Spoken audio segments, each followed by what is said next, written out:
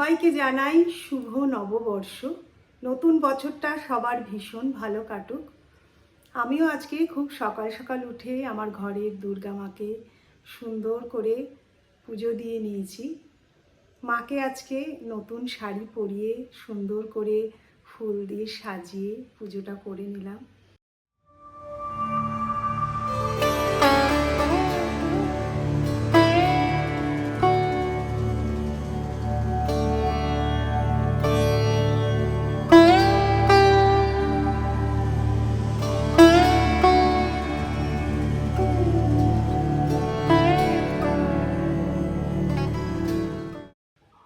পুজো সেরে নেওয়ার পর কিছুক্ষণ একটু মন্দিরের সামনে একটু বসে থাকি, বেশ মনটা ভালো লাগে। তারপরে যাব দুপুরে রান্না করব। আজকে কি রান্না করছি সেগুলো তোমাদের সাথে একটু শেয়ার করব। আজকে ভাবছি একটু সুন্দর করে একটা থালি সাজাবো নববর্ষ উপলক্ষে। খুবই সিম্পলের ওপর থালিটা রাখবো, বেশি কিছু আজকে বানাবো না, কারণ আজকে সকাল সকাল উঠেই পুজো সেরে একটু বেলা হয়ে গেছে। এখন তাহলে ঝটপট যাই, রান্নাটার জোগাড় করে নিই। তাহলে চলো তোমাদের সাথেও সব কিছু শেয়ার করি। এখন রান্নাঘরে চলে এসেছি। কয়েকটা জিনিস আগে থেকে আমি একটু রেডি করে গেছিলাম, যেমন চালটাকে ভিজিয়ে রেখেছি, তো ভাতটা একটু তাড়াতাড়ি হয়ে যায় চালটা ভিজিয়ে রাখলে। আর মুগের ডালটা সেদ্ধ করে রেখেছি। আর মাছ করব, তো ইলিশ মাছ ভাপা হবে। তো কিছুক্ষণের জন্য আগে ইলিশ মাছটাকে একটু ম্যারিনেট করে রাখবো। সাদা সর্ষে, কালো সর্ষে আর কাঁচা লঙ্কা একটু ভালো করে বেটে নিয়ে মাছটাকে কিছুক্ষণের জন্য মাখিয়ে রাখবো।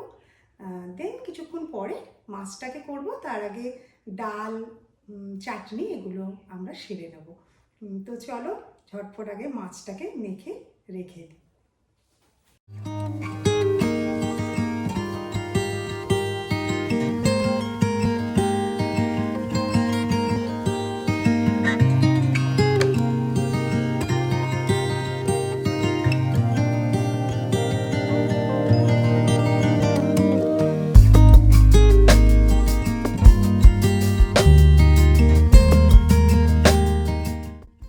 মাছটা এখন মেখে নিয়েছি। এইবার কিছুক্ষণের জন্য এটাকে টেবিলে সরিয়ে রেখে আসি, কারণ রান্নার জায়গায় দেখবে বেশি ভিড় হলে কাজ করা যায় না।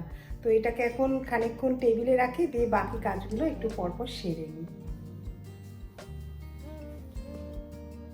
তো আগে ডালটাকে সাঁতলে নেব। এখানে আমি একটুখানি নারকোল ডুমো ডুমো করে একটু কেটে নিয়েছি। মুগের ডালে একটুখানি নারকোল আর জিরে, এই ফোড়নগুলো একটু ঘি দিয়ে দিলে দেখবে খেতে বেশ ভালো লাগে। তো চলো ঝটপট আগে ডালটা করে ফেলি।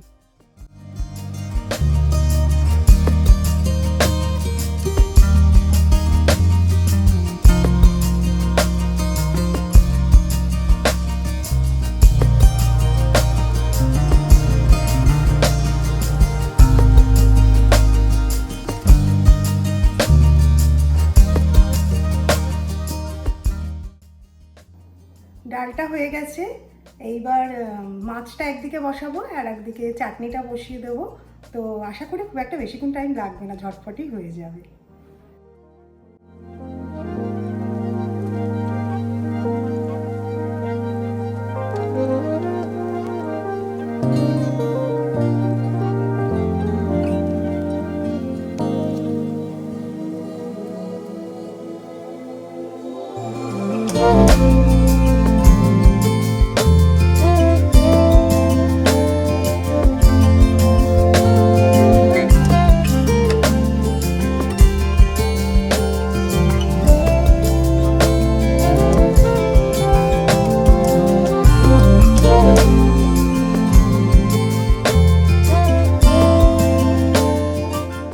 এখন সব রান্নাবান্না হয়ে গেছে, আমি টেবিলে নিয়ে চলেও এসেছি। এখানে আছে, এখানে দেখো ইলিশ মাছটা, এখানে চাটনি, এখানে হচ্ছে মুগের ডাল নারকোল দিয়ে, আর এখানে হচ্ছে এটা আমের একটা টক, আমি বলছি এটা কি, আর এটা হচ্ছে শসা। তো এখন মোটামুটি রান্নাগুলো মোটামুটি সেরে ফেলা হয়ে গেছে। এবার জাস্ট ভাতটা ফুটছে, ভাতটা হলেই হয়ে যাবে। আর এই যে ঝোল টকটা বললাম না, এটা কি করেছি, যখন আমটা সেদ্ধ করছিলাম তখন একটু জলটা বেশি দিয়েছিলাম। যে আমটা সেদ্ধ হয়ে গেছে তার মধ্যে অল্প একটু চিনি দিয়েছি, চিনি দিয়েই তারপরে ওই ওপর থেকে ঝোল টকটা পুরো বাটিটার মধ্যে ঢেলে নিয়েছি। চাইলে 2-1 পিস আমও এর মধ্যে রাখা যায়। তারপরে বাকিটার মধ্যে চিনি দিয়ে চাটনি করেছি। এই ঝোল টকটা খেলে যা শরীর ঠান্ডা হয় না, প্রতিবার গরমেই আমি এরকম বানিয়ে বানিয়ে খাই। তাছাড়া আম পোড়ার শরবত, আম পোড়ার শরবতের ভিডিও তো আমার আছে, তোমরা চাইলে দেখতে পারো। একদিন বানাবো আম পোড়ার শরবত, এই গরম পড়ছে এবার এগুলো ভাল লাগবে। তো এই ঝোল টকটা বেশ একটু গ্লাসে করে চুমুক দিয়ে খেলে এত শরীর ঠান্ডা হয় না। দেখছো তো কীরকম গরম পড়েছে। এখন পিকলি বলছিল মা ব্যাঙ্গালোরেও ভীষণ গরম পড়েছে। হ্যাঁ, দাঁড়াও, হাতে ফ্যানটা পড়ছে, একটু ঢাকাটা নামিয়ে দিয়ে আসি। যেটা বলছিলাম, ছেলে মেয়ে দুজনেই বলছে মা ব্যাঙ্গালোরে কি গরম পড়েছে। ব্যাঙ্গালোরে সাধারণত এই এপ্রিল আর মে মাসের প্রথম দিকটা একটু গরম থাকে, তারপরে যেই বৃষ্টিটা স্টার্ট হয়, ব্যাঙ্গালোরের ওয়েদার তো তখন আর বলার মতো না, এত সুন্দর হয়ে যায়। তো এখন ওরা বলছে বেশ গরম, ঘামছে। যে এখানে কলকাতাতেও খুবই গরম। কয়দিন একটু বৃষ্টি হয়েছিল, একটু ঠান্ডা ঠান্ডা লাগছিল, তবে আবার বেশ ভালো গরম পড়েছে। তো যাই হোক, আজকে পিকলিও বললো একটু রান্নাবান্না করছি। তো চলো আমরা দেখি যে পিকলি কি করছে। হাই সবাইকে, কেমন আছো? আজকে পয়লা বৈশাখ, তো সকলকে জানাই পয়লা বৈশাখের প্রীতি, শুভেচ্ছা ও অভিনন্দন। জেনারেলি বাড়িতেই যাওয়া হয় পয়লা বৈশাখটা কাটাতে, কিন্তু আনফর্চুনেটলি এবার আর যেতে পারলাম না। তাই ভাবছি এখানেই ছোটোখাটোভাবে এটা সেলিব্রেট করি, যদিও একাই আছি, তাই একাই আজকে সেলিব্রেট করব। বাঙালি হয়ে এই দিনটা একটা বড় ব্যাপার আছেই। সো এই দিনটা একটু সেলিব্রেট না করলেই না হয়। তো মার সাথে কথা বলছিলাম, প্রতিবার মা অনেক ভালো ভালো রান্না করে খাওয়ায়। অ্যাকচুয়ালি ফুডটা তো আমাদের বাঙালিদের অবভিয়াসলি একটা ভালোবাসার জায়গা। অ্যান্ড যে কোনো সেলিব্রেশনে বা যে কোনো এরকম টাইপের যে অনুষ্ঠান হয়, ফেস্টিভ্যালস হয়, সেখানে আমাদের ফুডটা তো একটা প্রাইমারি থাকেই। তাই ভাবছি আজকে খাবার দিয়েই সেলিব্রেট করি। খুব বেশি কিছু রান্না করতে পারিনি, বাট মার থেকে রেসিপি নিয়ে যতটা পেরেছি, কিছু মায়ের ইউটিউব ভিডিওস আছে ওগুলো দেখে নিয়েছি। সো জেনারেলি আমি খুব একটা বেশি রান্না করি না, বাট যখনই করি আমার মানে দুটো চ্যানেল আমার খুব ফেভারিট। একটা তো অবভিয়াসলি মায়ের চ্যানেল, এখানে প্রচুর ভালো ভালো বাঙালি রেসিপিস আছে, যেটা আমার এখানে অনেক হেল্প হয়। আর হচ্ছে নেক্সট আরেকটা চ্যানেল যেটা আমি খুব ফলো করি, সেটা হচ্ছে বং ইটস।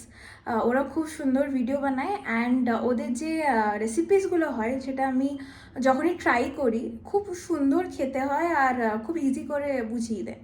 সো এই দুটো চ্যানেল আমি অলওয়েজ ফলো করি। তো মোটামুটি বাকি রান্নাগুলো রেডি হয়ে গেছে, এবার আমি আমের চাটনিটা বানিয়ে নেবো।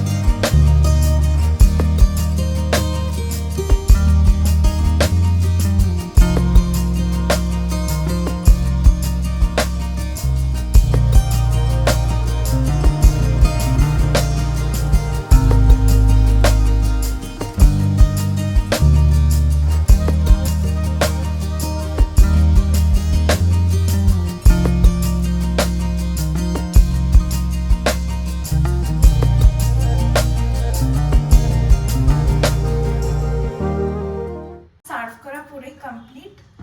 এই সেট আপটা কিন্তু মায়ের, মানে যখন মার এখানে শ্যুট করতো, রান্না করতো, এই পুরো এই ছোটো ছোটো জিনিসগুলো মাই কিনেছিল।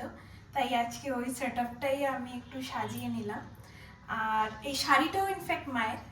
আই থিঙ্ক লাস্ট ইয়ার পুজোর সময় মা এখানেই ছিল, ব্যাঙ্গালোরেই ছিল, অ্যান্ড ওই সময় শাড়িটা কিনেছিল।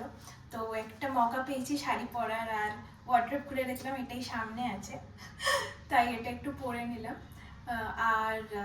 আর একটা জিনিস যেটা মা অলওয়েজ করতো, এই যেটা দেখো ছোট্ট একটা ব্ল্যাকবোর্ড, যেটা মা কিনেছিল মানে নিজের এই সেট আপের জন্য, অ্যান্ড অলওয়েজ লিখতো যে কি রান্না করছে। অ্যান্ড তোমরা যদি শর্টস দেখে থাকো, মা যেখানে শর্টসগুলো বানিয়েছে, তো সেইখানে তোমরা দেখতে পাবে যে এরকম লেখা আছে, আর খুব সুন্দর মা রান্না করে সাজাতো। সো কন্টিনিউইং দ্যাট লেগেসি, আমিও একটু লিখে নিই, দাঁড়াও। কি রান্না করছি সেটা লিখছি না, অন্য কিছুই লিখছি। Please don't mind my hand writing. বানান নিয়ে অলওয়েজ বকা খেতাম মার কাছে, আই হোপ বানানটা ঠিক হয়েছে, তোমরাও কমেন্টে জানিও। সো এটা আমি লিখলাম, please don't mind my hand writing. আমি জানি না কেমন হয়েছে, বাট এটা না হলে হচ্ছিল না সেট আপটা কমপ্লিট। সো এটা এখন আমি এখানে রেখে দেবো। অ্যান্ড শুভ নববর্ষ তোমাদের সবাইকে আর একবার জানিয়ে দিলাম। তোমরা দেখতেই পেলে পিকলি কি সুন্দর করে রান্না টান্না করে আবার গুছিয়েছে, দেখে খুব ভালো লাগছিল। আবার একটু মিসও করছিলাম ওদের, কারণ গত বছর আমি ব্যাঙ্গালোরে ছিলাম। আর কি আর করা যাবে, এখন সবার চাকরি বাকরি সূত্রে তো বাইরে একটু থাকতেই হবে, এইভাবে মনকে বুঝ দিই। আবার একটু বেশি মন খারাপ হলে ছুটবো আবার ব্যাঙ্গালোরে। তো যাই হোক, ইন বিটুইন আমি আবার বেগুনিটাও ভেজে ফেলেছি, কারণ ডালের সাথে তো একটা ভাজা না হলে খাওয়া যাবে না। তো চলো তাহলে ঝটপট আজকে আমি নববর্ষ থালিটা কেমন করে সাজাই তোমাদের সাথে শেয়ার করি।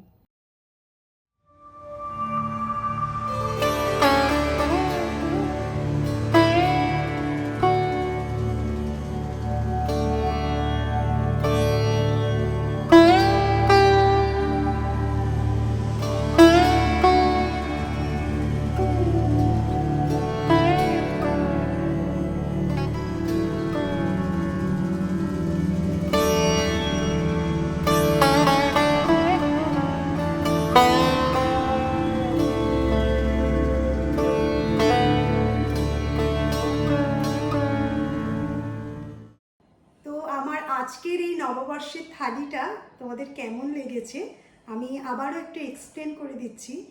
দিয়েছি হচ্ছে সাদা ভাত, ইলিশ মাছ ভাজা, কাঁচা লঙ্কা, ইলিশ মাছ ভাজার তেল, সাথে শসা, গন্ধরাজ লেবু, আছে নারকেল দিয়ে মুগের ডাল, সাথে বেগুনি, ইলিশ মাছ ভাপা, আমের চাটনি, আর সাথে আছে আমাদের বাঙালিদের প্রিয় মিষ্টি দই আর রসগোল্লা, আর সাথে আছে একটা দইয়ের শরবত, তার সাথে পুদিনা দিয়ে। এই শরবতটা আমি ভীষণই লাইট করে করেছি, মানে খুব সামান্য মিষ্টি দিয়ে, লস্যি এটাকে বলা যায় না, ছাঁচ বলা যেতে পারে। তো গরমের দিনে এইসব খাবারের সাথে মাঝে মাঝে এটা খেলে কিন্তু খুব শরীরটা ঠান্ডা থাকবে আর শরীরের পক্ষেও ভালো। তো আমার আজকের মেনুটা তোমাদের কেমন লেগেছে কমেন্ট করে অবশ্যই জানিও। ভালো লাগলে একটা লাইক করে দিও, আর সবাই অনেক ভালো থেকো, সুস্থ থেকো। আবার খুব শিগগিরই দেখা হবে নতুন একটা ভিডিও নিয়ে।